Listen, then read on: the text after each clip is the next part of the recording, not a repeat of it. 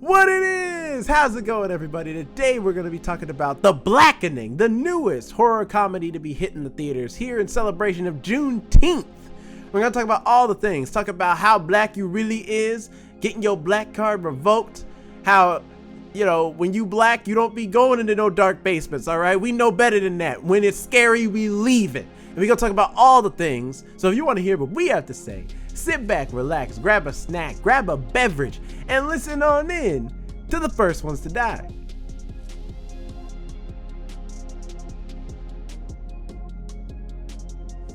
Hello, everyone. Welcome to the First Ones to Die podcast. My name is Jonathan. We're back at it again. I'm here with Alex and Jerome. Alex, how you doing today?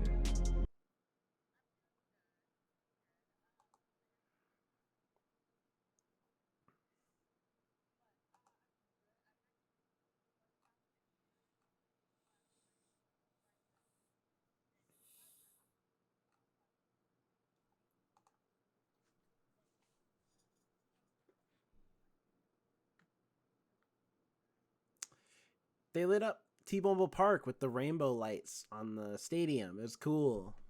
Oh, cool. Oh, nice.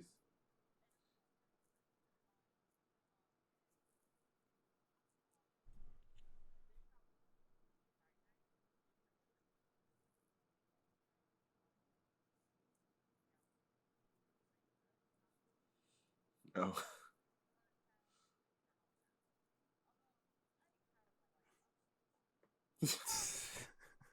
they got destroyed.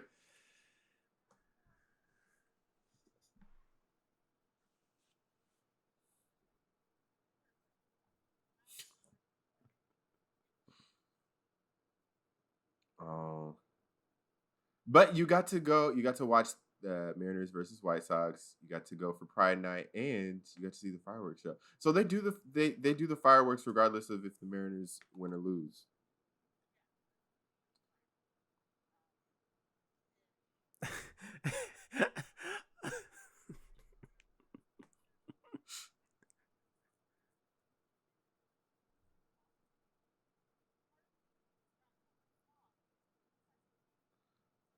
Oh.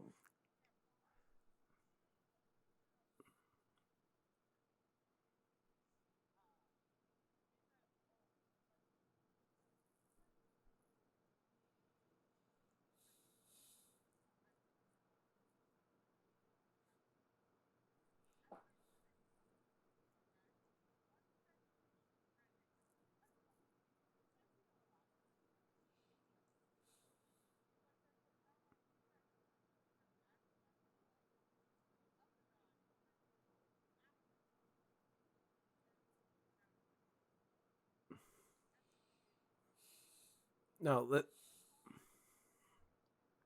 listen, that's how men do it, all right? Listen, when men get drunk, they get violent, and sometimes it's just like a play fight will quickly turn into a real fight. But don't worry, it'll be all right. They gonna wake up in the morning like, bro, what happened? I don't know. I think you hit me in the face or something. Ah, my bad, man. I was fucked up. Just-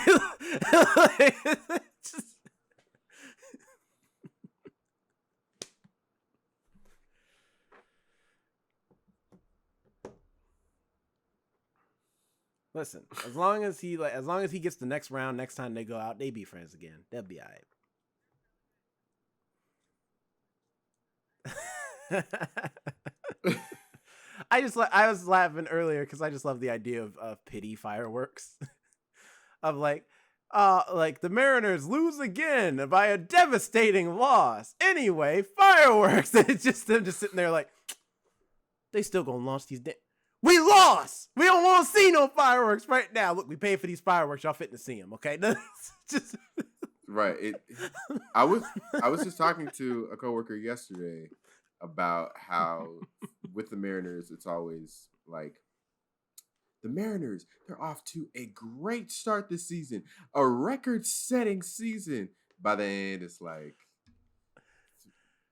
go home. That's all.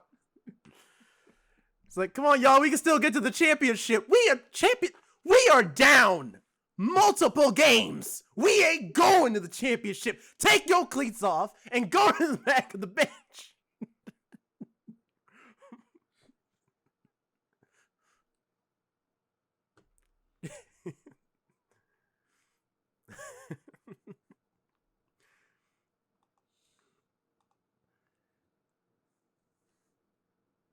See, I don't watch baseball, so I don't know much about like what baseball teams are popping right now. I'm more of a basketball, football guy. Those are my sports to watch. And professional. I don't watch college as much, even though I should, because I feel like college is really good too. These past few years. Oh yeah, with not I paying them and agree. everything. Yeah. Well, like it's especially because it's for me. I don't like the attitude that most like not just college, high school too of sports teams. Because the South is a big component of this of being like, well, you can throw a football real good. You don't need no damn education. It's like, no, you need to have an education. It's good The you can play education. yeah, exactly, because they'll say it just like that. It's good that you are great at a sport. But not all of y'all are going to the NFL. Not all of y'all are going to the NBA. Some of y'all are just going to be doctors. Some of y'all are just going to have to be lawyers. Like, I'm just saying, like, some of y'all just got to accept that you don't have the skills to be LeBron James, but you do have the skills to be a great defense attorney. So maybe you should focus your time, play the basketball to keep the scholarship, but use that money to then, actually go to class and get an education. But a lot of Or maybe you could be a basketball coach or why? or So you like could get fired? Do you see what's happening in the NBA right now? They don't give a damn about coaches. I still haven't. I need to. I don't have Apple TV, so I'm not using yours just yet, so I haven't. I know. I still haven't logged it. I still haven't logged it to yours yet. I need to. Okay. We can do a Ted Lasso.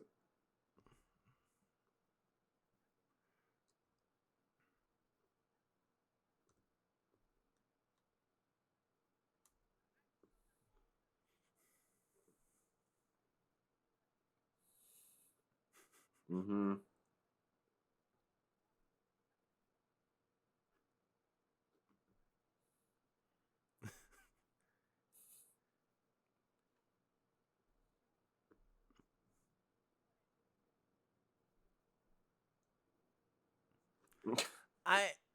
It's no shade to coaches.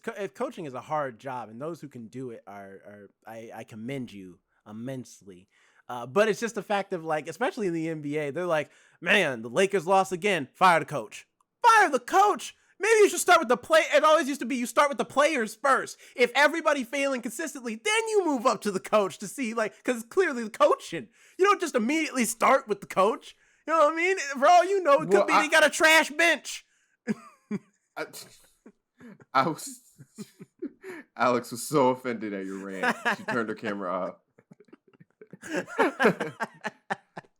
Well, I was thinking more so like you could do like college or high school level coaching, or even middle school. But Why would you do that for less money when you could get you're in college? The whole point of going to college is so you could get a good job, especially if you play for like a really good college like Duke or something like that. You're calling middle school coaching not a good job? No, it's a good job, Teachers but they don't pay a lot. More. They do need to be paid more. I will give you that. They need more money, but the fact of the matter is until then they don't make a lot, which is unfair and it should be changed. But until then, go to college and get you a degree so you can get an even better job. The anecdote in the middle, which is unfair, it should be changed. I'm just saying, because like most people coaching middle school are people who have a day job, but their kids on the team and nobody else wants the job, so they go take it because they can play the sport most of the time, unless they actually are like working for the school. Either that or they're the PE teacher. One of the two. Jerome, so I like to follow baseball and I watch soccer a lot too. And I do enjoy going to the Sounders and the Chicago Fires ones when they're in town. Usually they go on off, so I get to go every other year. But that was my week. How are you doing, Jerome? I'm good. I got to catch up on my WNBA games too. That's my last sports thing. Got to keep the argument strong. Anyway, my week's been fine. Still watching The Idol. Still not convinced that it's like really worth the time. I honestly forgot a new episode was out. I didn't watch it till Wednesday because I was like, oh yeah, The Idol. That show exists. I was telling Alex before you hopped on that with that show, every time I watch it, and I thought just episode 1 was a fluke, but it happened when I watched episode 2 as well. Every time I watch that show, my Roku in the corner pops up saying your device is overheating.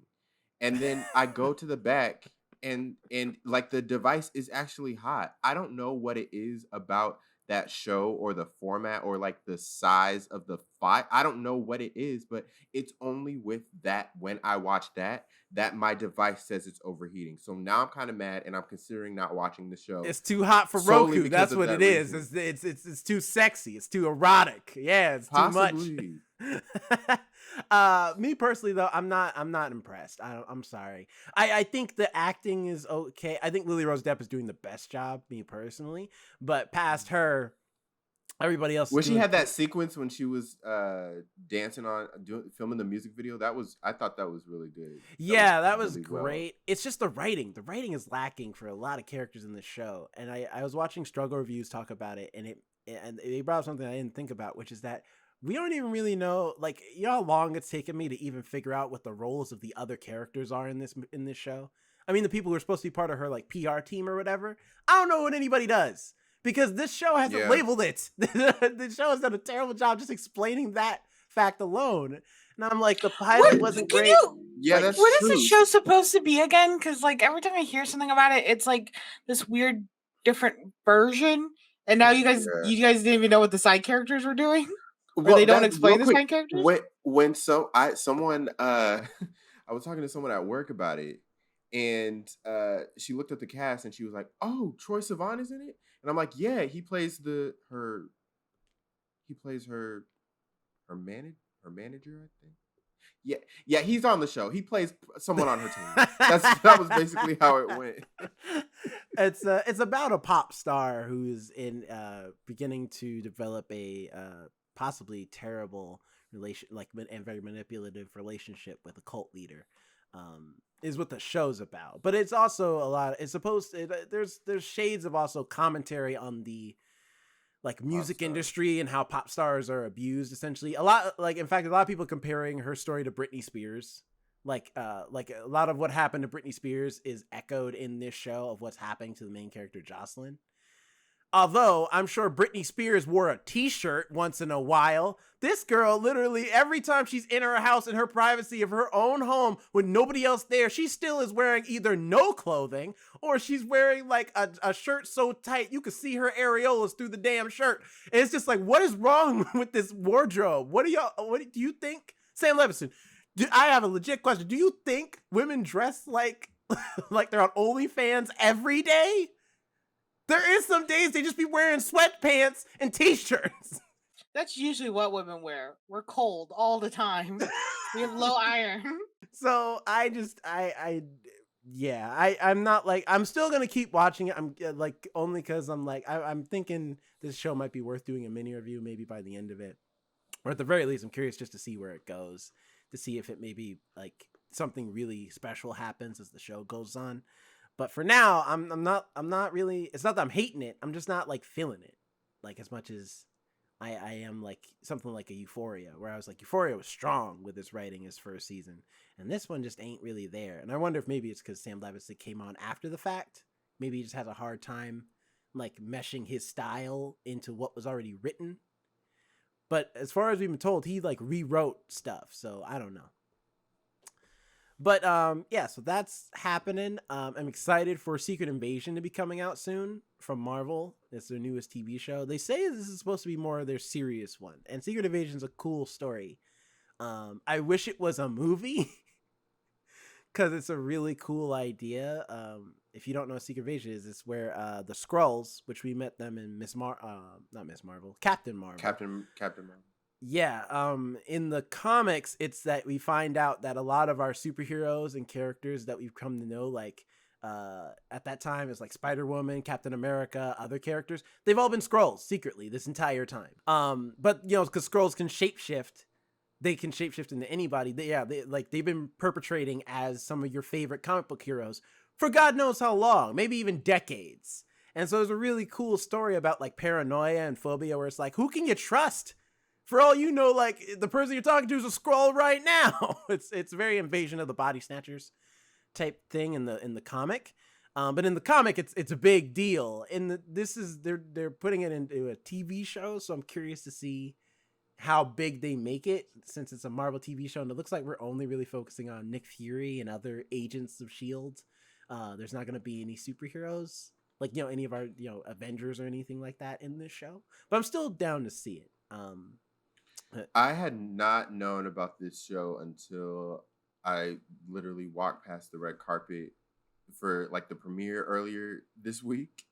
And we almost my job, we almost got to go on the red carpet, but it didn't end up working out. But yeah, it sounds cool and it sounds fun. It's Samuel L. Jackson. Yeah, so I'm excited for that upcoming. I think that's really it. I haven't really done much this week. It's been a very quiet week, but that's okay because I needed it. I need to just kick back a little. Yeah. Jonathan, how was your week? Good. It started off rough because of work stuff. But then on Tuesday, I got to go to the opening night of the Tina Turner musical at the Pantages. And that was incredible. It's touring right now, so anyone, I think it's the US tour. If anyone has the opportunity to see it in their city, go see it, especially as a way to honor the legendary Tina Turner, who recently passed away. And it was so good. The woman who played Tina Turner was had the energy and just the essence of Tina Turner. And her voice was incredible, and she did an amazing job performing. It's called Tina Turner the Musical? It's called a Tina Turner musical, I think. How much you want to bet we're getting a Tina Turner movie, another Tina Turner movie coming soon? Like made by probably the same dudes who made Bohemian Rhapsody or something. I'm pushing for. I was just thinking today. Before that, I'm gonna need Prince. I'm gonna need a Prince movie. Prince movie would be dope. I don't think they can do a Prince movie right. Why not? The same way they didn't do Elton John right in his movie. I like Rocket Man. They did it? I heard that movie was good. I like Rocket Man. I thought it was all right. I didn't think it was amazing, but I thought it was all right. And I thought Taron Egerton was great casting. Like, he not only can he sing, but with the makeup. No, he was good casting. I didn't think the movie was good at all. I was like, okay. But I could see a really cool Prince movie. We need a lot of these more biopics of these black. I mean, Tina Turner, at least Stevie would be a great movie. Yeah. You know what it is? They're waiting for him to die. Newsflash, that's never going to happen. So you might as well just make the movie now. The man's immortal. All right, he's going to live forever. He's not going to die. That's what it is. They're waiting for him to die to do the movie. But I'm like, I mean, that's a little fair. He's never going to do it. He has outlived quite a few artists himself. He's one of the few from the original Motown people still alive. Holding it down. And he's still performing. Yeah. Like, I'm telling you, God took the eyesight so he could give him extra years. I'm done. I don't know what to. So the Tina Turner musical was good. I'm gonna look it up so I can go when it comes to Seattle. Yes. That's all I can. Listen, I love Stevie so much. I'm glad he's still with us. Honestly, it makes me feel better every day waking up knowing that Stevie Wonder is still here. I don't know what I'm gonna do. That you think of Stevie Wonder the first thing you do. I do, because he's amazing. He's a black national treasure. All right, it's him, Quincy Jones, and who else? Quincy Jones was dead. No, Quincy Jones is still alive. Barry Gordy's dead, I think. No, Barry Gordy's still alive. No, I think Barry Gordy's still alive. He is still alive. I'm sorry, Barry. You were in that list. That's why I had to make sure. I was like, hold on, Barry Gordy's in there. You making people gay. You killing people. You making them gay. Listen. This is the blackest episode today because we're talking about the blackening, all right? And I'm gonna apologize to Barry Gordy right now because he is a black national treasure as well. No, you know who I was thinking of? That's what threw me off. Harry Belafonte. That's what I was thinking of. Who died? Oh yeah, he recently died. He recently died. That's why I don't know why I got him and Berry Gordy mixed up. Yeah. But regardless, Berry Gordy's still great. Glad he's still around with us as well. Like, as long as those three men stay alive, dang it, there is still hope in the Black community. Forever. So how's the rest of your week, Jonathan? It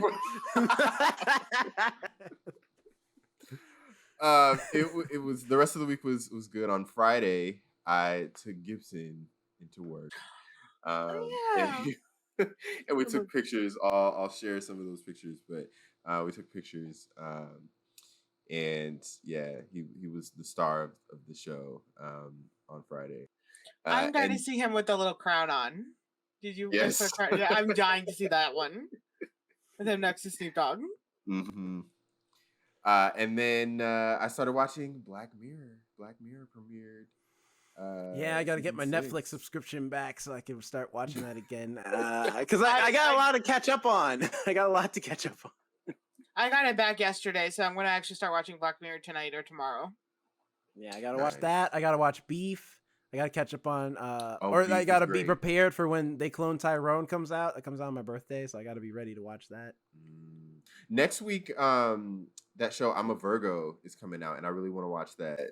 Yeah, that looks good interesting stuff. Really quick, I heard, and be honest, I heard the first episode of Black Mirror was kind of disappointing. Was it? I enjoyed it. It was very meta. It was very like meta, and I don't want to spoil anything, so that's all I'll say. Ooh, I like meta. Big meta. Yeah. Real quick, Jonathan, there's a question. It seems like there's more like commentary this season, like even more than. Well, I mean, they after the literal 2020, it's hard to make like a society where this or this. We lived through that and that. We had killer bees randomly for like a couple weeks.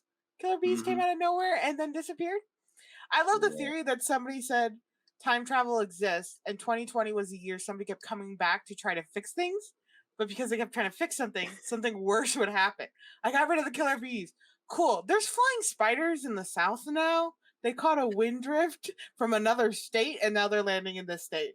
Well, 2020 also the year that bomb went off that one time in that factory. It did. Yeah. Was it 2020 that Hawaii got that bomb scare too? They got the alert. Oh, they accidentally set off the emergency alert or whatever. Yeah, where they basically said Hawaii was going to be wiped off, and it was just some guy accidentally pushing buttons he shouldn't have. Yeah, 2020 was a year. I love that there that somebody came back in time trying to fix 2020, and they just kept making it worse, and that's why we have all those bizarre reasons back to back of 2020 happening. Eventually somebody's like, you have to stop, man. You have to stop. No, I can fix it. I can fix it this time. This time I'm gonna get it right. I'm moving now. No, stop. Go. Like, you saved your friend, but you caused a global pandemic. Well, look, it's a fixed point in time. You just gotta accept that. All right, she's gonna die. No, damn that. Well, they still didn't let her. They still let her live. Apparently, nothing was fixed. We're still in whatever this timeline they created. Anyway, Gwen Stacy's supposed to die. All right, you just gonna have to accept that. Peter Parker. Question for you though, Jonathan. Yeah. When Stevie Wonder decides he is done living, do you want him to transfer his immortality to Keke Palmer?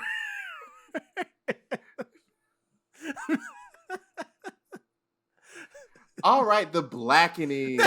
You're not going to answer my question? That's your boss you be talking about, all right? That's your queen. You're not going to want her to live forever. You would only have to go to a black all person. Of our black. I hope all of our black legends. I hope all of our black legends get the amount of time on Earth that they need to be able to show the world how valued and desired they were. And then when it's their time, we can appreciate them and pay them the proper respects that they deserved. I think Oprah has immortality. I can see her living for very She long might have immortality too. Oprah's been around a minute, and she don't look like she's aging at all. I know. I just saw her recently. She looks good. She's staying buttery smooth skin, and she doesn't have that effect that like you'll see even with certain black actresses and stuff where you can tell they've gotten like a little work done, a little tightening, Botox or something. She doesn't have that either. She doesn't have that weird tightening right here when they get Botox. Yo, it's the Immortal Council. You got Stevie Wonder, Pharrell, and Oprah Winfrey, and somebody else is on that list, I'm sure. Like, there's a whole table of them. They be here plotting for the entire black community, trying to make sure we stay up, and I appreciate them. So the Blackening was fun. I enjoyed that. Listen, I hate to go conspiracy brother on us, but it's Juneteenth, all right? Today, we are talking about the film that just was released in theaters for the Juneteenth holiday weekend, which happens to take place over Juneteenth. The Blackening. 7 black friends go away for the weekend and end up trapped in a cabin with a killer who has a vendetta. Will their street smarts and knowledge of horror movies help them stay alive? Probably not. All right, this film is based off of the Comedy Central short that was released a few years ago. And I'm trying to pull up the cast, so I'm trying to stall while I'm pulling them up. But it stars Antoinette Robinson. Okay, never mind. Dwayne Perkins. Give him a second. He's taking too long, all right? Cinqua Walls, Grace Byers, X Mayo, Melvin Gregg, Jermaine Fowler, Yvonne Orji, and Jay Farrow, and James Preston Rogers. Basically, if this is your first time listening to one of our reviews, what we'll do is we'll first give our overall general thoughts. Did we like the movie? Did we not like it? And then we'll give you a warning before we go into our spoiler thoughts. We'll dive deep into the movie. Jerome. See, you go made first. The right choice. Start with the black guy. All right, so there's 2 of you. Yeah, he did the intro. Right? I gotta do the other part. No. What did you think of this movie? This movie was fun, man. I really enjoyed this one. First of all, I did see the sketch beforehand, so I did have a bit of expectations going into this movie, expecting it to be just as funny, if not funnier, than the original sketch. But at the same time, there was also this like air of like uncertainty, because there's a lot of movies that have been based off comedy sketches or off like, you know, sketch characters. You know, I think about like SNL does that a lot. Well, they'll have a character from SNL and then they make a whole movie around that person. And sometimes it don't always work out. So I really wanted to, I was really hoping this was going to be great, but at the same time, I wanted to like keep my expectations not too high, because I might have been disappointed. And luckily this movie did not disappoint. This movie is it's so good in so many ways. Firstly, the cast is great. I think everybody does a great job like getting across that camaraderie. Like, I mean, because, you know, it's a black cast, of course, and in this movie being very steeped in black culture, there's a lot of references that it's like, if you're you know, you grew up in Black America and you're part of the culture, you know a lot of what they're saying or get a lot of the jokes, or, you know, you pick up on a lot of the cues. But I think the fun thing about this movie is that they also do a great job of it. Not, if you're not black, like, maybe you could still follow along. I don't have that experience to know for sure, because I am a black person. So I guess I'd have to ask a white person or somebody else, like, what's your experience watching this movie? But like I think, you know, from my outside, like from inside perspective rather, it seems like I feel like anybody could watch this movie and they'd still have something to laugh about and have a good time. And that's just because of the great character work everybody does.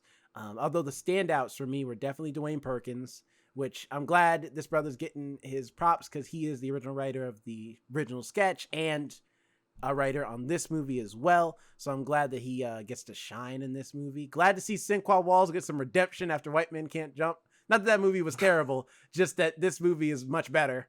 Right. Yeah, it wasn't as memorable. Like, I remembered Cinqua Walls from White Man Can't Jump, but I don't remember much about the performance. This, I feel like he definitely got to shine a little bit more.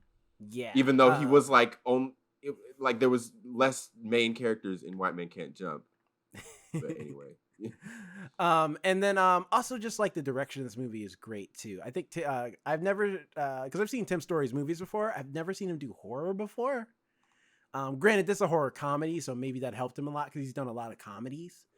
But he does well with the horror comedy angle. There are some like legit scenes that are creepy and eerie at times when this movie needs it to be. So Tim Story does a great job with the direction of this film too. Overall, it's just a good movie. I think this is a great movie for the Black populace to watch indefinitely. But I think, or that sentence didn't work, and definitely is not properly used there. Definitely, it's a great Black movie for Black people to watch. But also share with your friends. You know what I mean? Share with whoever who isn't Black. Friends. Yeah, non-melanated folk. And just let them know. Right. And just share the love. This is a classic. I feel like this is a Black classic. It's gonna take Baby Boy's spot on BET to be playing every Halloween or just every day. So that's my thoughts. I'm actually. Did you know really quick? Tyler Perry just bought BET. Mm-hmm. So and so for the first time, I think they said in 7 years, BET is Black owned again. And now we're going to have his Medea movies and all of his soap operas 24/7, 365. I think that's half of the programming already right now. It probably that's is. Probably how he got BET. That's true. He's like, I already basically own the channel anyway. Might as well buy it. Own the whole damn thing. I can see this playing during Halloween now. I can see it playing on TBS too. Mm-hmm.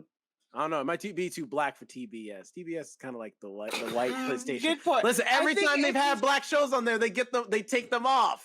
All right, they had Tyler Perry on there on TBS. They canceled him too. Tyler Perry makes easily the Blackish shows for white people. So if they can't handle that, they definitely can't handle this. No, that's Kenya Barris. That's true. No, you're right. Kenya Barris does make the Blackish shows for white people. He makes the Black shows white people can tolerate. It's true.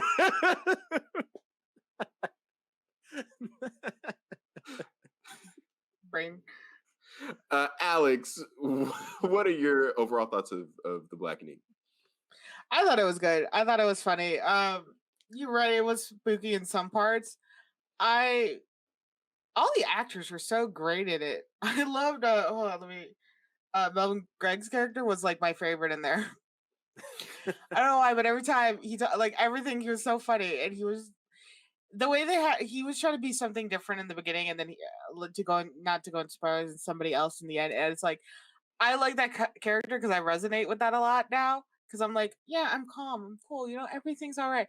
But something will push me over the edge where I'll be like, I will fucking fight you right now, type of style that he was doing. So I was like, all right, I resonate with this character a lot.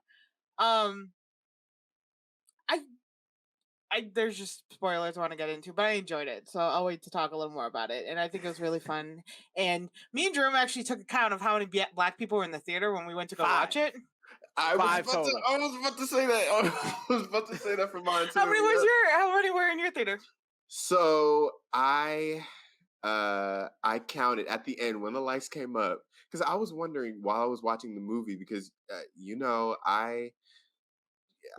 well actually maybe you don't know, but I like to get there as soon as before the movie actually starts. So I leave my house when the movie is scheduled to start. So that's way I'll anarchy. Get there. I hate that. Why would you do that? Oh my God. I will get there. And I've been seeing TikToks, people doing the same thing lately. So I'm like, I feel seen. No. I feel so seen right now. Y'all are insane. I know, and I've timed it out. I literally left You can't my time house. it. It's 25 minutes. It's 25 minutes. Always 25 minutes. Well, yes. Well, this time it was like maybe 27 because it hit 25 once the Nicole Kidman trailer came up. And I'm like, I better not see this Nicole Kidman because when I got to the movie when theater, you see the heels in the pond, you know it's on. When I got to the movie theater, and speaking of like Black people CP time, I mean, it's fitting that I get to this movie. It's true. No Black person should have been on time for this movie. It's true. But I got to the movie theater with 5 minutes to spare. I'm like, oh, I'm early. I got there 20 minutes late. I'm early. And so I was considering, I'm like, do I get some nachos right now? I'm like, that might be pushing it. And then I see a family that is getting to the front of the line. I'm like, oh, if I get the nachos, I'm not going to make it. So I just went straight for the theater. I see that ad where it's like, please, no talking, no texting, no, don't ruin the movie or whatever. And then I'm like, Nicole Kidman better not show up after this. She better not show up after this. I could have gotten my nachos. And then what do you know? I see that damn heel in that puddle. In the puddle. And then I'm like, I could have gotten my nachos. You know what they should have done? They should have got Regina Hall or somebody to do it for this movie specifically. I mean, Dungeons and Dragons did it for themselves. Calling everybody heroes for coming to the theater. They could have switched it up. But to your original question, I waited until the end because the whole movie I was wondering how many Black people are watching this right now. Because the theater had about like maybe 40 to 50 people in it. And the lights came up and I counted. There was 4, including me. Yeah, I was gonna say I said 5. I meant 4, including me. Like that was 4 total.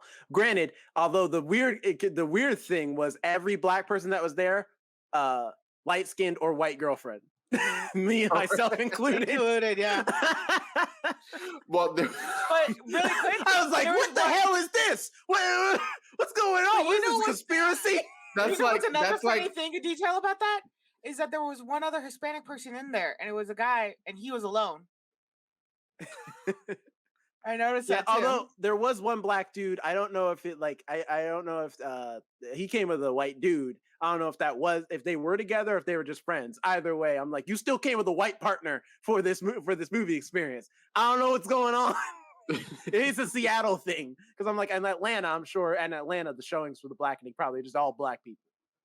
It has to be, right? Mm-hmm. We Latin people just came alone. We're just like, we're here to see the movie. Listen, y'all allies too. Y'all part of the Black populace. We consider y'all part of the team. There were other people of color. I didn't count the total like people of color in my movie. There were other people of color, but there were also a lot of white people in the movie that I watched. But and I guess getting to my thoughts, I really loved this movie. I thought it was great. I thought it was hilarious. I think also the crowd that I was watching it with, like they were enjoying it like a lot. Hey, did you watch it in Black stereo like we did? Because there's some Black lady, she's reacting to everything. And I was just like, this is great. This is the best way to watch this movie, is to have some Black lady being like, don't go in there, girl. Girl. I'm like, not me. Couldn't have been me. Oh, Lord Jesus, she going inside the door. Like, that's the best way to watch this movie. Wait, we had something like that in the theater? Mm-hmm. She's in the bottom row somewhere, just talking. Granted, like I'm gonna put my girlfriend on blast a little bit, but she did it times. I heard her. I heard your girlfriend. She had her earbuds in, so she couldn't hear how loud she was being. Oh, and that's why I kept having to be like, shh, like quiet, like because she's not whispering. She doesn't realize though that she was being a lot louder than she actually was. I thought she was just getting into it. I thought she was like getting into she wasn't like, to it, but she also normally she's a lot quieter, but she had her earbuds in, so she couldn't hear herself. She's channeling the Black experience. You know, we gotta be. But there was a group of friends that was sitting behind me, and one of the members of the group was Black, and they were commenting on a lot of, not in a distracting way, but in a fun way that kind of added to it as well. But yeah, I from beginning to end, I thought it was so good. I loved the character of Shanika.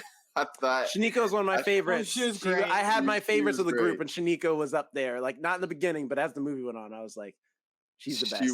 She was so great. She was hilarious. And the actress, ex Mayo,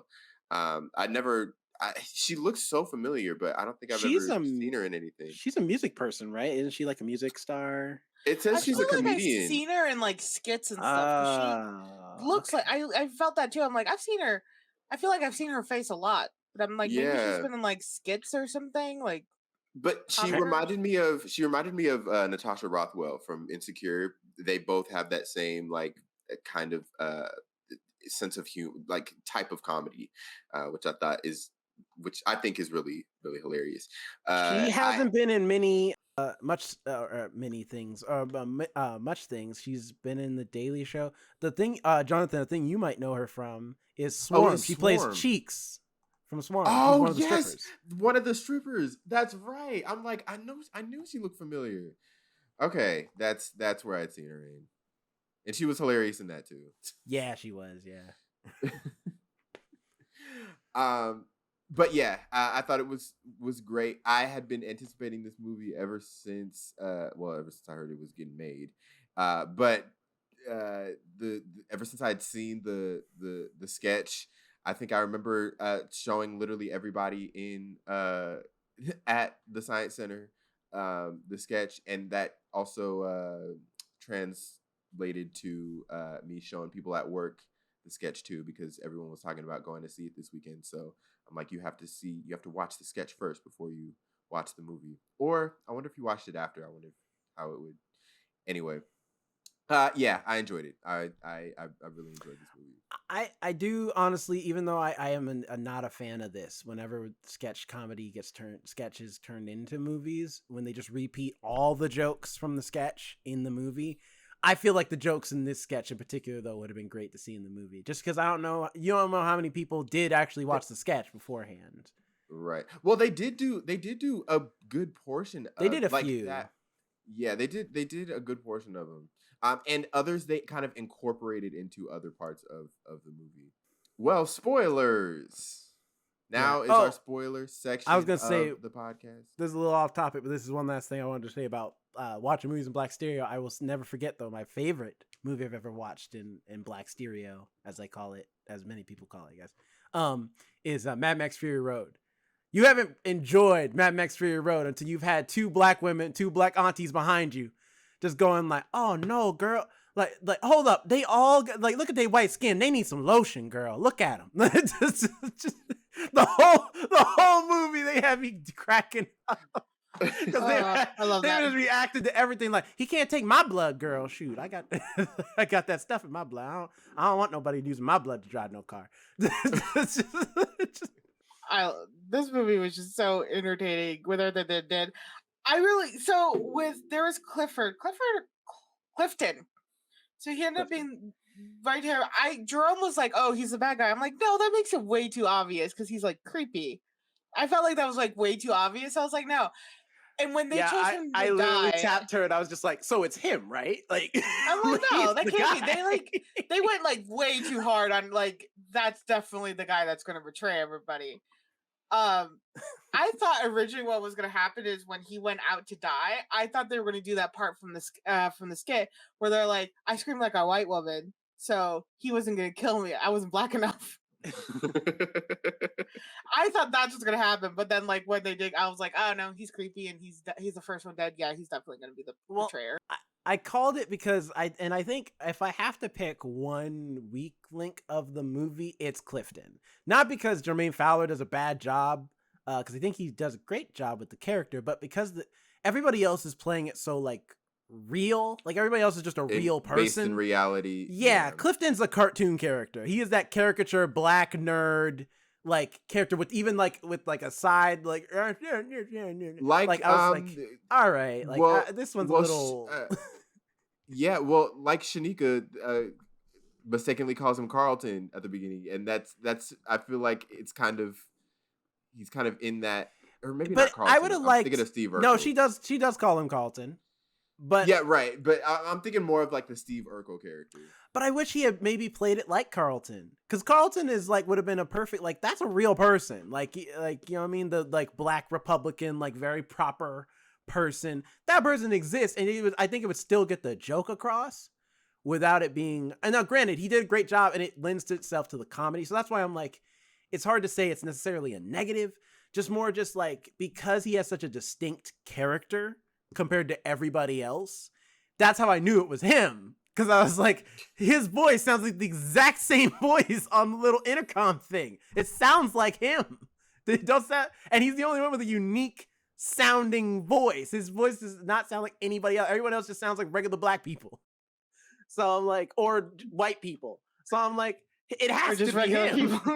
Right. So I think or you know, and it would have been cool if maybe the movie, like, because this movie's so meta in a lot of ways, it would have been really cool if they had just mentioned it and just been like, I mean, this nigga gonna betray us, right? like, you know what I mean? Or if they had said something like that, because, you know, they had the Trump joke in there, that would have been the perfect time to slip that in. Like, come on, y'all, he was gonna stab us in the back anyway. Like, look at him, he ain't with the culture. He ain't with. I think what she did, she's like, yeah, that makes sense. When they were like crowded in the basement at the end, she's like, that makes sense. I see that. Yeah, like that. Where she acknowledged, like, yeah, she said something when she was pushing the pieces. She was like, well, he voted for Trump.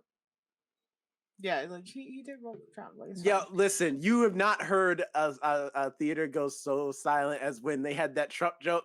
Everybody gasped. The whole thing there, and mind you, in our theater there was only like total maybe 10 of us, and yet it sounded like the whole room filled with oxygen as everyone just. And then he said twice. Like everybody gasped. So we know the theater. We all got really into the film, yeah. We got really into the film. Oh, I was gonna say we know the people in the theater had not seen the sketch. Because I saw the sketch and I still thought it was. I still reacted. Oh yeah, like I had. I did too. I did too. Like funny. When he went, I went, and then when he did the twice, I was like, oh no, he gotta die now. My theater was a similar reaction. It was a similar reaction. I think that was one of the good thing about this film is that you can't, even if you saw the sketch, you can still get really into it. It draws you in because it's like they're fun. It looks like they're fun people to be around. Like it's having a fun time, and when they get scared and all that, it's that energy they're able to put on screen. And like you said, the actors are doing a really great job with the characters they've had. So you're able just to like be with them in that moment. And you're not thinking about the sketch, you're thinking about the movie now. And when he says that stuff, even when he walks out of the room and he walks out and he says, "All lives matter," I'm like, like, you son of a bitch. Yeah, like we're all okay now with your character going. Because that was in the original sketch. Remember when they were trying to prove themselves, the girl, she was like, "All lives matter, all lives." But in this, he says all lives matter, and then the girl he means says, it too. Right. Yeah. And then the part where the one girl is like getting choked up trying to say the words is when she's like, let's split up. I also love the I'm glad that the gay joke stayed in, of just like, everybody knows gayness is just blackness wrapped in a bunch of dicks. Catch 'em. Mm-hmm.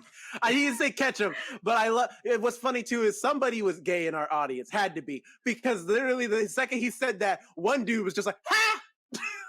Just laughed out loud over everybody else. I'm like, okay, he's got to be gay. Maybe it was that black guy was with his partner. He probably like tapped his partner and he's like, "See, I told you, man. I told you. This is what I deal with." Okay. Try to lecture me during Pride Month. I love that the only character name that they kept from the sketch was Namdi, the African character. Yeah, where he's like, first of all, I'm from Oakland, okay? I'm not from Africa. My parents are from Africa. He's like Raider Nation. And they're like, this makes you more black.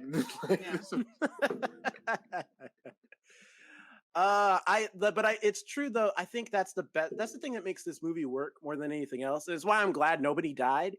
This is because normally when you watch a horror movie, I think that's the thing. You keep saying that, but multiple people died in this movie. No. I'm saying of our cast of characters. I don't count the first two. I don't count the first two. They were Their supposed lives to die. didn't They're supposed matter. to be.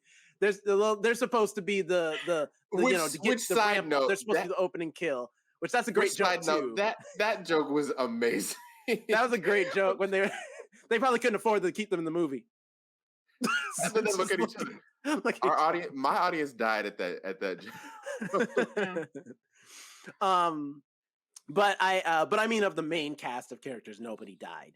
And I think that's a great. I think it works for this movie specifically because a lot of horror movies, the main cast is just there to die, and oftentimes they make them the most unlikable people. You're just like, I can't wait for you to get stabbed. Oh, I'm waiting for you to get your head cut off.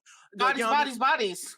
Yeah, like great example. There was not one good character in that. You're waiting for them to get murdered.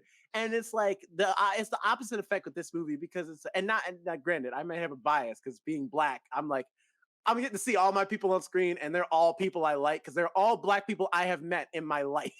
Like each one of them is a person I have met in my life where I'm like, yeah, that's the hood dude. Yeah, that's the girl who's just a little too ratchet. Yeah, that's the gay dude. Like all of them are the black stereotypes you've met in your life if you lived long enough and been black in America. But I just like their camaraderie as actors and as characters just translates so well onto screen. You can tell they had fun making the movie and that the direction was so strong and like having them be so natural as a group, as a collective, where they rag on each other when they be messing up, but they also prop each other up. They help each other out. They're often like, I love when they're like carrying King. But it's like, they did what every black person would do, which is like, it's like, hey man, look, we trying to live. I can't carry you. Nah, I'm good. I'm got it. You good? You good? You sure? Because I'm telling you right now, we leaving you if you ain't good. We don't actually mean that, but we say it. And it's like, there's all those little minute things that makes their dynamic strong. And so you don't want anyone to die. Because I was really worried that some of the characters are gonna die. I was like, especially when King got shot, I was like, not King! Not him! Twice. Yeah. It was like this movie movie could shoot a gun, apparently. I love that's one of my favorite jokes, even though it's the smallest one, when Clifton turns the gun to the side. It's like, exactly, shoot it right. Turn it up. This movie really lives up to our podcast name as well, The First Ones to Die, because it's true. Yeah, that's the whole concept of this movie. But I'd like to say technically I'm brown and white, brown whitish, so I would survive no matter what. Out of the group here, I'm the one that survives. Oh, I'm a girl. Sorry. That's true. I'm just happy I make it to the end of the film if it's only the three of us. if it's the three of us. It was the three of us. If I bring in like Lauren and Kaylee, I'm dead first. At the beginning when they're asked name a black person who's lived in a horror movie, I was screaming in my mind, I'm like, Brandy. Right, we said the same thing. We also said Brandy. We were like, Brandy. Yeah, I looked over like Brandy, yeah. Which we said at the same time too. It was kind of funny. We were just like, Brandy. Yeah. Like of course she's like the only one. I still also technically though, we could have said Mekhi Phifer, because he also survived in that movie too. With Brandy, I think. No. Did he not live? Did he die in her? Oh, okay. Yeah, he's dead.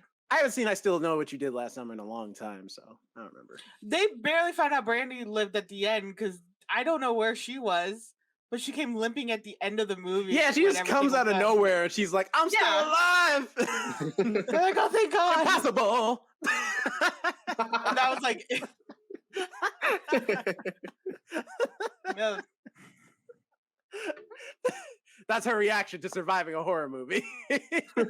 She starts singing the song.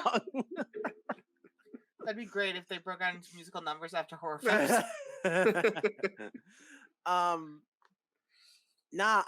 Also though, big shout out to, thinking of King, big shout out to Melvin Gregg. It is kind of cool to see him in like, because I remember when I was in college watching Melvin Gregg's like videos on YouTube with like his own little, like with the little group they have in California. I forget what they're called, but they're a lot of them know each other. Three-peat? I think so. Yeah. Yeah. But they they're all a bunch of friends. They all know each other. They do sketches with each other all the time. Like King Batch is in there too, and Daystorm. Which and so I others. was thinking the entire time during this film, where is King Batch? I feel like he's gonna just pop up and do a cameo or something. He would, because he's also been on the come up too. Vibe too. Yeah, like, this is a vibe too. But I was like, good for I don't know why this movie in particular, because Melvin Gregg's been in other movies before, but this was the one where I was like, man, Melvin Gregg, you did it, brother. All right, you like don't let nobody tell you that you can't make it from the YouTube screen onto the big screen, because Melvin Gregg's been in multiple movies, multiple projects, still doing more to this day. Oh yeah, he was in 9 Perfect Strangers. Yeah, he also had a white girlfriend in that too. Wow. Yeah. I just Vine. It was funny. Yeah, that's what I'm saying. Like he's really come a long way. I just wanted to give him a shout out because I think that's pretty dope. But I really enjoy this movie. You know, though, who I think is funny, and I got to find his name. But you know who's not on the cast list for this movie? Ranger White. Which in my head I still call him Oswald from like Drew Carey. He was on the Drew Carey show back in the early 90s. I still call him Oswald because that was his name on the show. And for the life of me, I don't know his real name. His name is Carl. His name is Dietrich Bader. He's on the Wikipedia list. Dietrich, yeah, he plays. Yeah, his name's Dietrich Bader. He plays Batman in the Harley Quinn show too. Really? Mm-hmm. He's still Oswald to me. I always know him from his role, even though it's a terrible movie, in Balls of Fury, as the man prostitute. He's actually done a lot of like work where it's like really funny characters, but they're not like main parts of the movie, but you can remember them from the movie. That's a lot of his work. He was great in this, and I like that in the middle or near when they finally find out his name is actually Ranger White. He's like, Ranger White debates. Ranger, really? I love. He's like, that normally works. It's white debate. Like white debate. I that cookout question too, when he's just like, yeah, it's like, if you got invited to a black cookout, would you go? No, but not because I'm racist, but because I know my presence would be uncomfortable for the evening. It's just like, all right, that's a good answer. That was legit. According to Wikipedia, much of the film's dialogue was improvised by the cast. I can believe that. I can believe that, definitely. Yo, although, have you ever, like, I have seen a lot of things bring black people together. All right, the fight against injustice. I've seen, like like the Popeyes fried chicken sandwich. So many things have come up in history that have brought black and brown folks together for a common cause. But I've never seen black people unify for the goddamn O'Reilly Auto Parts theme. Yes. That threw me off when literally they sang the song and everybody in our theater was like, O'Reilly's Auto Parts. Auto Parts. Ow! Yeah. Ow. Got soul in it. It does. That made me laugh so much. I was like, of all the movies, I would not expect that joke to land. Which I remember before I moved to LA, I thought O'Reilly Auto Parts was a local Washington brand. I didn't realize that it was nationwide and that it's a cultural, it has cultural significance in the United States of America. O'Reilly's now fucking overpriced. Don't shop there. They have good stuff though. It is overpriced, but it is decent quality. Far overpriced. Every time I go to O'Reilly's, I've never had to return for $50 a piece. No, absolutely not. You go find. I'm just saying. You shop and compare, sir. Listen, I go to AutoZone if ever I need to shop and compare. AutoZone is the place I go to most, but when I know I need something and I need it to work, I go to O'Reilly's. That's right. Anyway, we're not here to talk about hardware stores. I thought it would have been. I thought it runner up for national historical cultural significance. 800-588-2300 Empire. I know that one too. No, and then the other one is always call JG Wentworth 877 cash. 877 cash. Those are like the 90s commercials you found like in the middle of the night too a lot of the time, or like Sunday afternoon when you're like between church and waiting for like the night shows to start. Side note, do you know the Washington one? It's just a Washington like lawyer company, law firm. And it's the if you want custody rights, we'll win the fight. No, I want to. I'm showing you guys this. I'm showing you guys this one after we get off of here, but because you have to see it.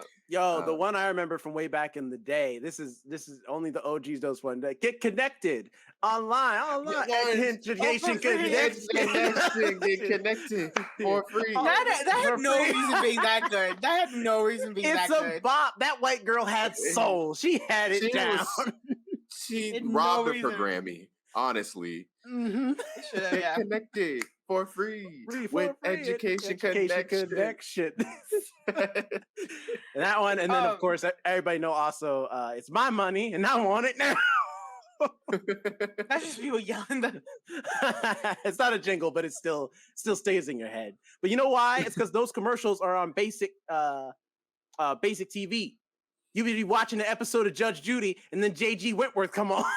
Mm-hmm. That's why every black person knows that, because every black person has seen Judge Judy. Judge Judy has come on at some point in your life. Now it's Steve Martin? Not Steve Martin. Steve Harvey. Oh, Steve Harvey. Steve Harvey. There you go. Yeah, he's Judge Steve Harvey. He has like a judge show. Yeah. Mm-hmm. Does he? He does not take it. How many more shows can he have? He already has the talk show, Family Feud. He's got the radio show. Come on, brother. He's doing his work. He's like, I can work. I'm going to work. He's got little big shots. I think that's still on. The man wants to work. Let him work. Don't take away his coin. I'm just saying, you're not saving them for the rest of us. Well, maybe people gotta be quicker. He's like, all right, I'm gonna just swoop in right here. So, okay, all the actors I really like.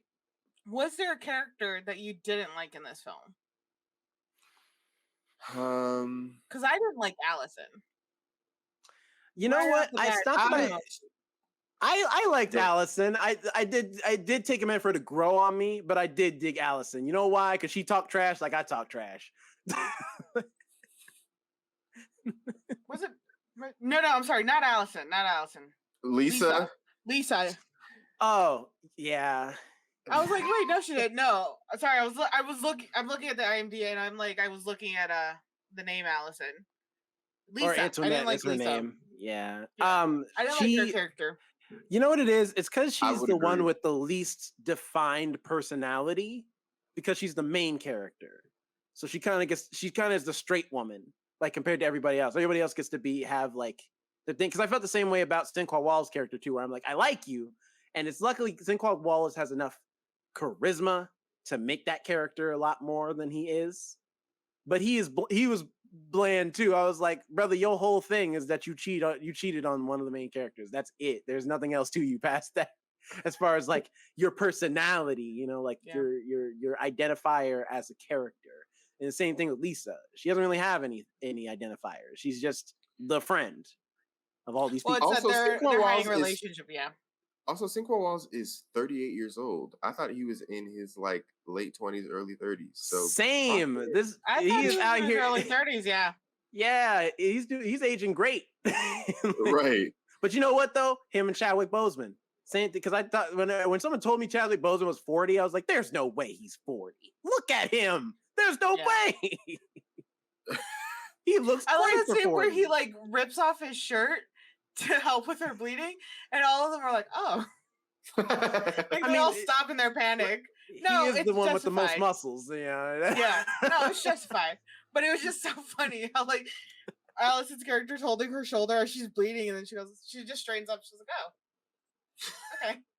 Like something's and the fact that she stabs herself because she's trying to pull it out of King. She pulls it out and then automatically just stabs her. And they're like, how did you get injured? She's like, I was trying to help.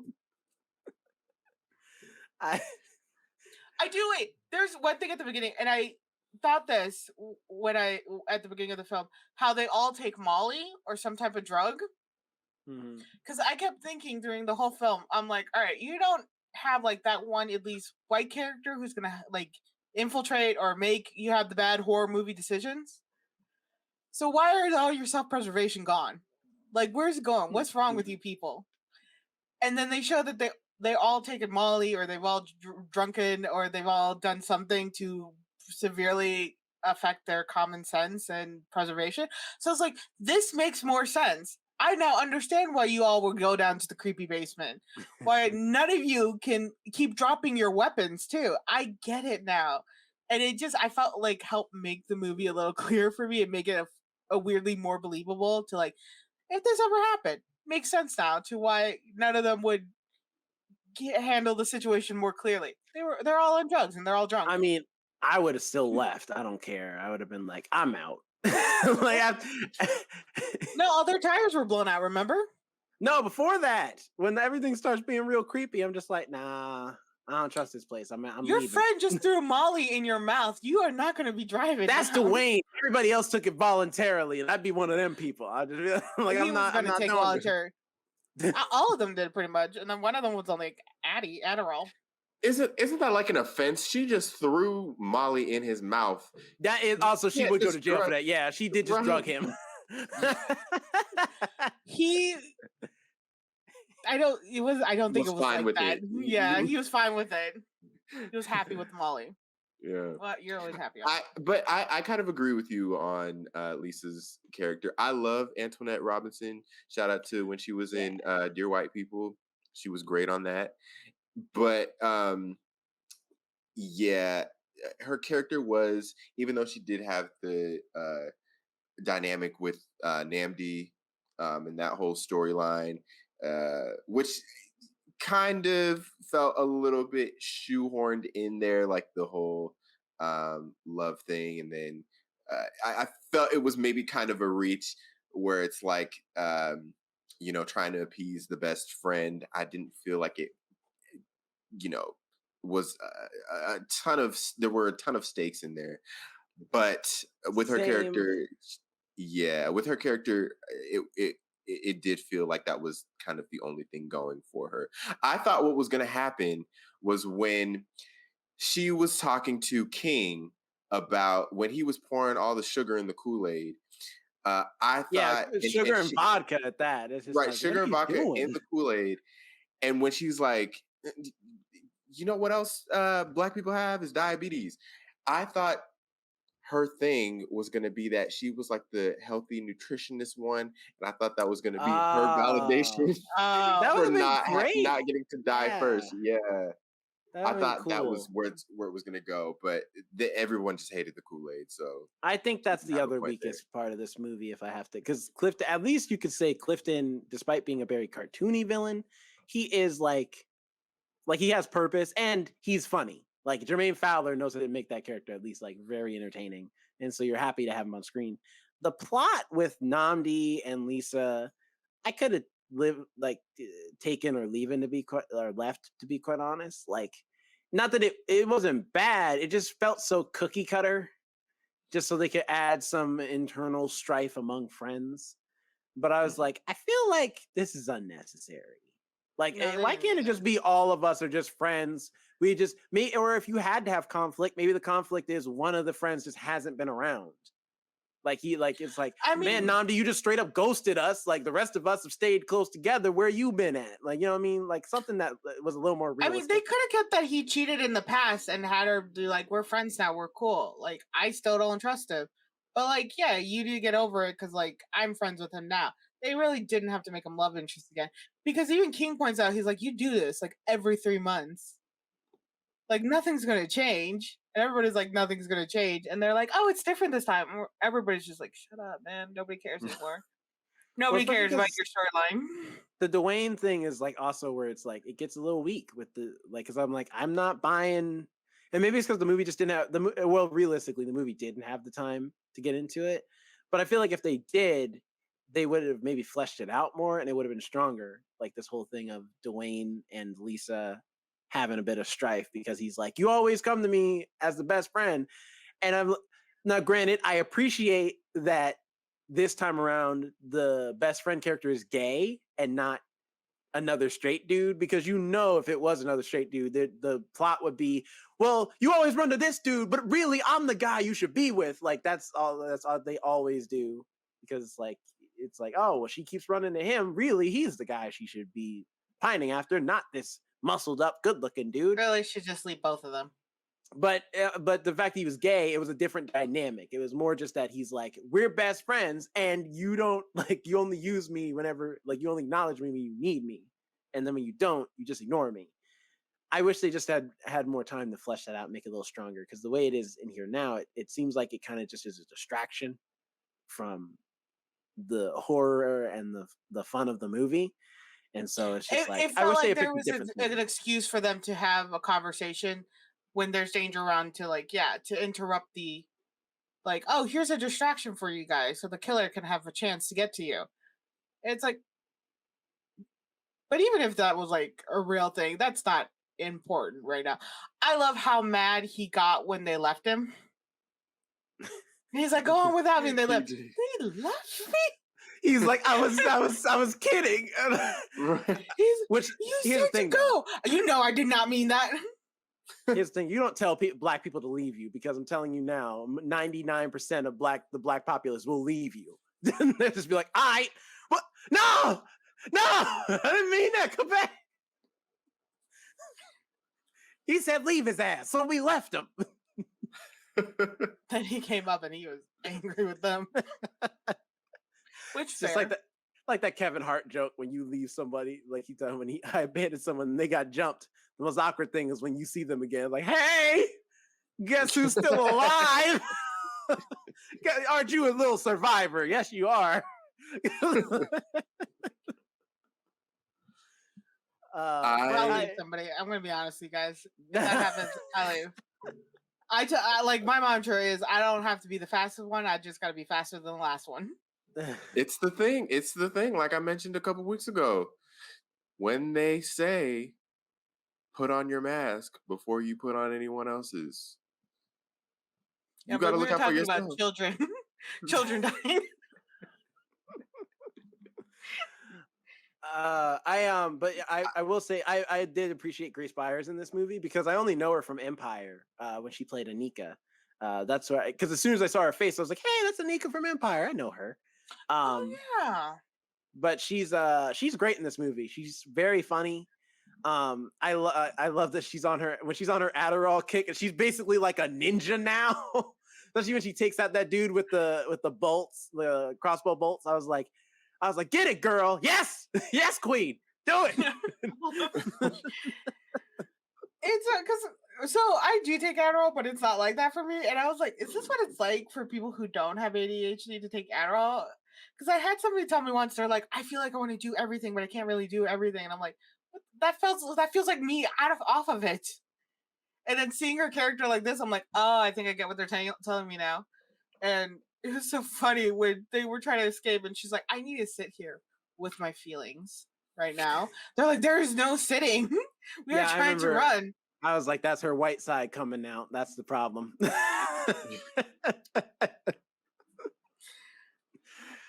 When they were playing the game and they were like, name 5 black people who have starred in Friends. And they all were like, I don't know, I don't watch Friends. But they all started naming black people who've been on Friends. Which I was genuinely surprised they were able to actually, even the writers, I was surprised that there were actually 5 people. I only knew Aisha Tyler. I knew that. That's it. I like, lucky for me though, I did get the right answer. I was like, I don't know, I don't watch that show. I literally don't know single black person that's been on Friends. Although I did get the light skinned Aunt Viv question. Got that one. You did. But I'm not gonna lie. The second they were like, sing the second verse of the Black National Anthem, I was like, I guess Morgan's gonna have to die then, because I don't know that shit. I mean, nobody knows the second verse to anything. Old people know that. They're the only ones who know that. All right, the people who are out here with the hymnal book in the black church, they're the only ones who know that. Young people don't know that. we know the what's it called, the melody. No, which is what they started doing in the movie. Yes, like I know that. I don't know the lyrics to that second verse. And then Allison she busts out coming in the clutch. second verse. Mm-hmm. That game, that was such a like. I like how the little pieces were designed to them. Right. And they gave Shania like, here's a little wine bottle. She's like, why do I get the wine bottle? Because you're drunk. She just like said clear and cut, you're drunk, that's why. And then she opens up her purse and all these drugs.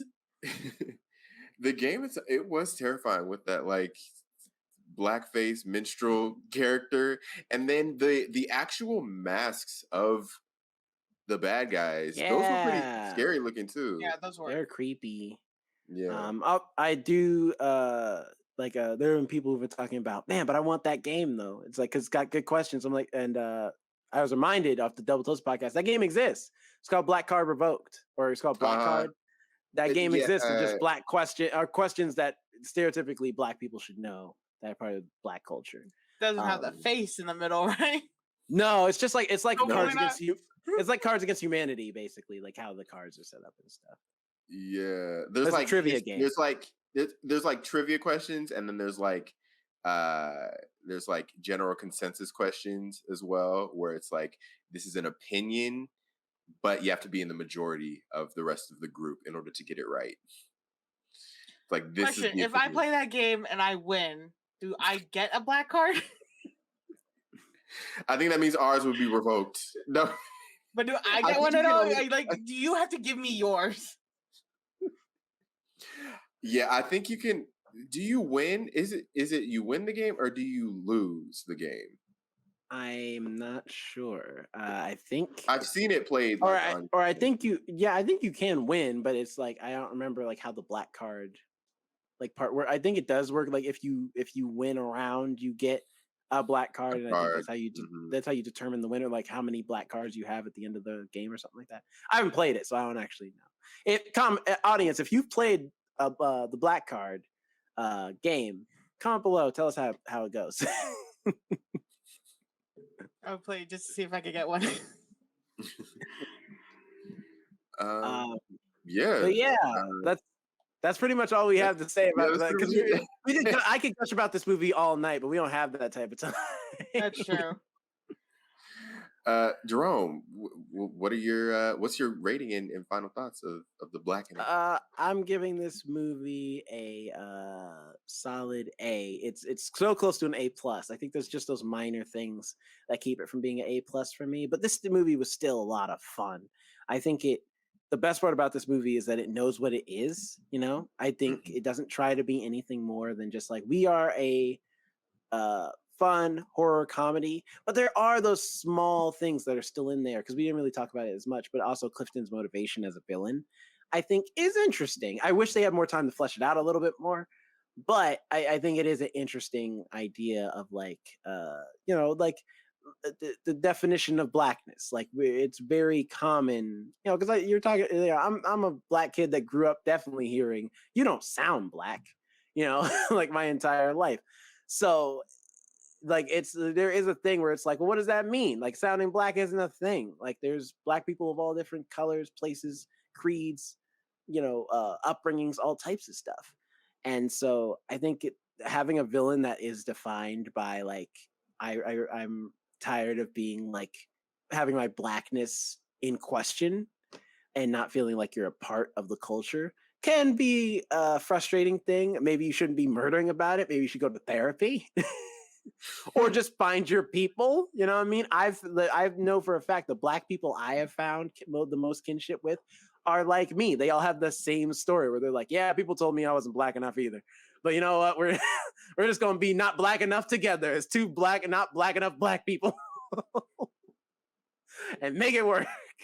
So it's like, you find your people. You find who you gel with in the black populace. But that being said, I think this group of people that they got together as a cast are great together. And I would really love to see another project from them. Maybe not a Blackening 2, but I would love to see like what Dwayne Perkins works on next as a writing project. That maybe is in the same vein, you know what I mean? Because we already got, Jordan Peele covering the black horror side. We got Boots Riley covering horror the more thriller. I would love to see more like horror comedy. I'm gonna miss that genre. Well, he's got like he's got the horror thriller stuff. You got the Antoine Fuqua's and the Barry Jenkins of the world doing the dramatics. Dramas. Yeah, you got Issa Rae doing more of the and Donald Glover doing more of the surreal comedies and stuff like that. TV. So I would love to see Dwayne Perkins maybe do the horror comedy route, or just in general just do some more interesting commentaries on the black space. I think that'd be really cool to see. Not to pigeonhole him, he can write whatever he wants. So it don't have to be black, but just more black creators being in the space right now to tell the stories that we're not really used to getting is great to see. Granted, nobody's writing anything right now because writer strike is still going at the time of this recording. But when the strike is over and the producers come back, which I keep forgetting about, and dang, next year, this fall and next year is gonna be rough for content. Oh, listen, get used to it. Have fun living in 2023 because I'm telling you now, 2024, we're not gonna have anything to watch except reality TV. You and fucked reruns. up this timeline again. We're back old season. But yeah, so that's my thoughts on The Blackening. Do watch this movie if you get a chance in theaters because our showing was light. So please do support this movie. I know The Flash is coming out this weekend, but when you're not watching The Flash, watch The Blackening. Yes. You ain't gonna watch it every day. Which I'm looking at on the Wikipedia article, as reliable as that can be. It says it's expected to make 6 to 7 million, I think, which is not bad. It'll pass its budget, but that's just the first weekend. So hopefully in the coming weeks it will highly surpass the budget. Yeah, I mean, I expected Flash to be the dominating movie this weekend, or this past weekend, I guess, because it's Monday by the time this comes out. But still, Alex, I really enjoyed this film. It was really good. I give it an A too. Mexicans do the same shit where if you're not Mexican enough, because me and my sister do it to her roommate Trisha a lot. We'll tease because she's half Mexican, but we'll tease her about how white she is. Be like, you're not a real Mexican. You can't even do this. And then she actually found out Christian and me are 60 to 70% Mexican. We're not even full. And she's like, why are you guys giving me so much shit? We're the same percentage. I'm like, but are we though? We know what side's in control of who. Okay. So Mexicans do that a lot. So I really was I get what they're doing in this film. And it was just such a good film. The decisions that they made out were able to still follow the plot of a horror film style, but not in a way that just made you think, oh, this is a white person writing for a black character because a black character would never do this. You're okay, there's the drugs, there's the alcohol, there was this indecision because even when she left him, because she's I don't want to leave him, you had somebody else pulling her away. Be okay, that's why she's leaving too. Dwayne Perkins, man, great actor and great writer. I'm so excited to see whether he's writing or now acting, kind of being able to see him. I don't really remember him in the original sketch too much, but it's been a while since I watched the original sketch. He was the guy who escaped. He was the person who was they let me go, but they're going to that was him. He had shorter hair. You had a low haircut at that time. Yeah. Could be. So he's just awesome, and I'm definitely going to keep an eye out for any future projects he's in. This is just also a good time. It's funny.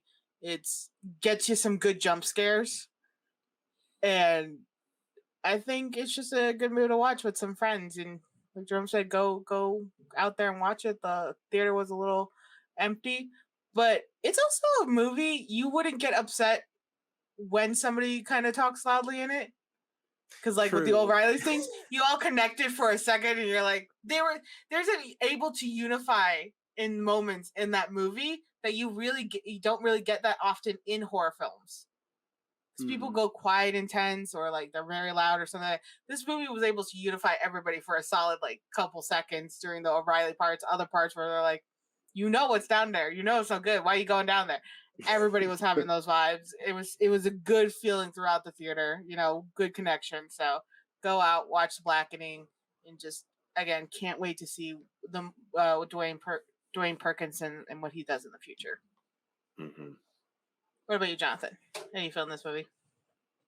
We are 3 for 3. I'm gonna give this an A as well. I had so much fun watching this movie. The A, like you guys were saying, slight deduction just with some of the stuff that we mentioned, like maybe the love storyline and that sort of stuff. But overall, this movie was so great. I had so much fun. I can't wait to see what Ex Mayo does in the For future, because she was so great. She was hilarious. We didn't talk about Shanika a lot, but she was fantastic in this movie. She Ex Mayo was fantastic in this movie as Shanika. She's one of those friends you definitely have around where you're like, look, I know you have something. We're not going to talk about what you have, but I know you have something, and I want you to give it to me. Well, also, she's like the caretaker that you want. You know, she's serious, but then because Allison was tripping, she's like, not now, baby. You all right? You okay? Just take a second. Just chill. Well, that's also what I said, like with King's character, where I was like, oh yeah, I resonate with him. What I wanted to mention was like, yeah, I'm like really calm now. Like I get a little aggressive, but I'm like, it's nothing bad. I don't want to fight people all the time. But then my Chicagoan roots come out, and I turn into a whole nother person.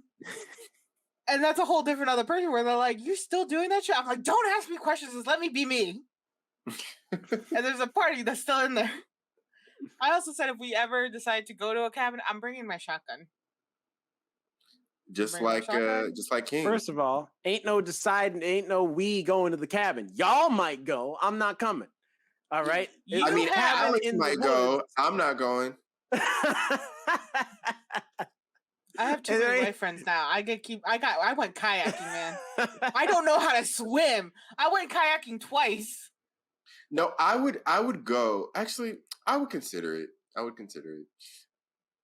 Not if I'm going into a cabin in the woods, you two are coming with me because I need somebody darker than me there. I don't have to be the fastest. I just need somebody. You're not faster than us. We black. No, we gonna be darker than me though. The whole time. Right, but y'all black, so like it's like black, Latino, and then white. All right, I get to be in this middle ground. There's a chance of my survival. If I got some darker, but now you've ruined your plan because you've already exposed the only reason why you're bringing us. So why would we go? And also, you're right. We are darker than you. Memory sometimes, so I could bring you. And Jerome, you do, Jonathan. So I love you. I'm the one with the best memory on here. No, I'll bring up stuff you don't remember nothing. And you, Jerome, I can just guilt you. I know I can. I can absolutely guilt trip you into coming into a cabin. The only thing I'm not remembering is me not having a good memory right now. Okay, because I have a great memory. I can find a way to drag you both into the woods. It doesn't matter because in the dead of night, if something ain't right, I'm telling you now, I'm leaving. You're just gonna be sitting there like, Jerome, maybe we should invest. Jerome, hello. Where'd he go? All you're just gonna hear is dust. All you're gonna hear is wind. Because that's gonna be me out here. And that's what happens. You die because you leave the cabin. You leave the cabin before anybody says, "Hey, I think we saw a guy outside." Jerome's already gone. Well, he's gonna die first because he's just going down the dark road. They got to catch you first. They got to find me in the dark. Right into the trap. Fell right into the trap. I love you guys. But anyway, Jonathan, you didn't finish up your statement. Sorry. A whole tangent. So basically, I had such a great time, and it did showcase in a very comedic way that Black people are multifaceted. There's not one way to be Black, and and that should be celebrated and recognized. And all of their different strengths helped to the greater good of the group, and they were able to get out of their situation. When some of the jokes were happening in the movie, I was like, okay, this is why I really want to know how many black people are in this theater, because I hear a lot of laughing when they make jokes about white people. So I'm like, yeah, this there might be a good amount of black people in this crowd, but no, the white people are laughing at themselves in the movie theater. So, when you go to a movie, because they know, right? They and know when you go to a movie, and they also signed up to watch a movie called The Blackening, so I figured they knew what they were expecting. And yeah, it was just an overall a fun time. So also shout out to hear more of All Def Digital and other things. He's been in other shows and whatever, because To Hear More did an episode of Unpopular Opinions with Kev on stage and other people there. And he made an argument for why spades is the most damaging thing in the black community. And I furthermore agree with that statement, especially given this movie, because this man killed people based off of his spades game. For the last time, black people are getting violent over a game that ain't nobody ever won money over ever at a championship. Nothing. People ain't going to Vegas, like in the words To Hear More, people ain't going to Vegas to play no damn spades tournament. It ain't that serious. Y'all are ready to commit murder over a game of spades. You want to know why I know how to play spades? Because I'll never learn. Because I don't want to deal with the stress nor the vitriol of losing somebody a game of spades because I don't know how to play. And they'll never teach you. Because the second you be like, well, I don't know how to play. Well, we ain't teaching nobody how to play spades. Then how the hell am I supposed to learn how to play spades and be good at the game if y'all ain't gonna teach me nothing? Y'all are making some dangerous black people out here over a damn game. All right, it ain't that serious. That being said, though, spades is a fun game to watch, though. Watch them play spades. We have loteria. Well, on that note, socials, Jerome, where can people find you? Do we gotta worry about you being at Clifton or nothing, Jerome? Right, I was about to make a joke. I was about to say, well, Clifton, I mean Jerome, where can we find you? Listen, I'm chill. I'm just saying.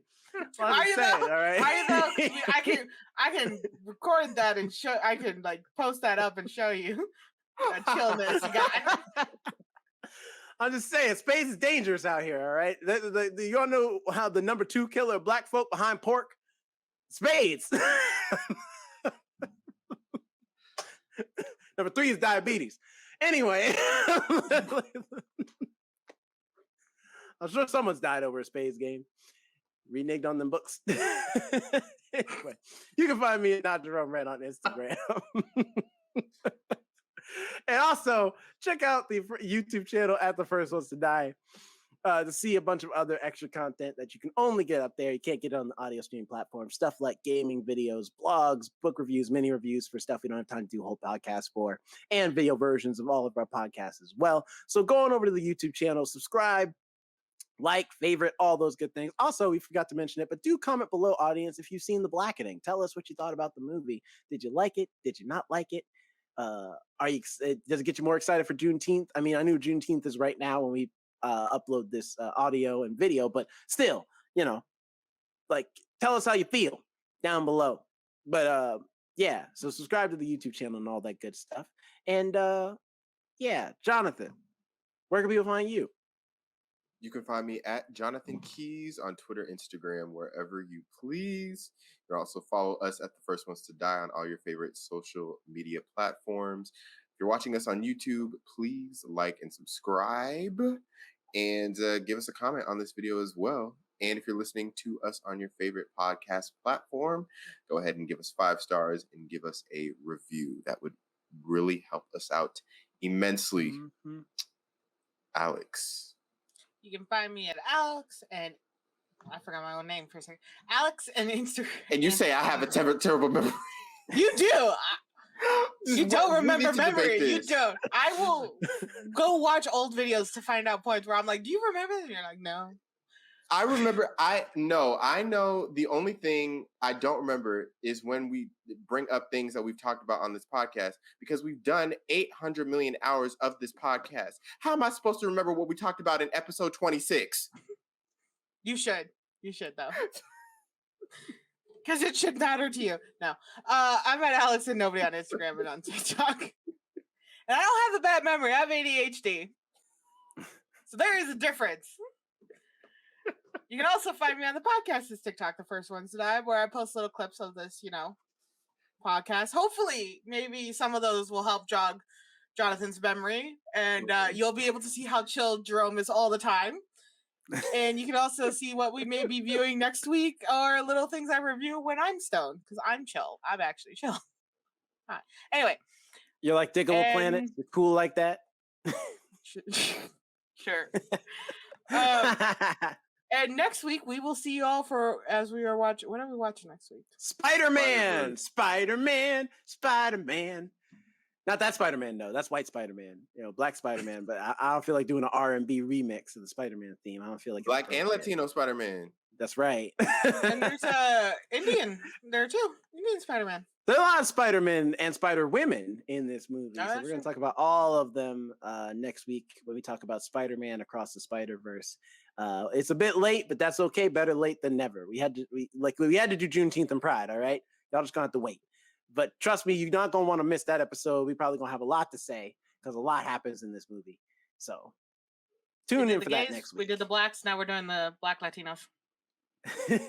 That's right. So, audience, have a good night, good morning, good afternoon, whenever you're listening to this. It don't really matter. But otherwise, bye. Bye. See ya.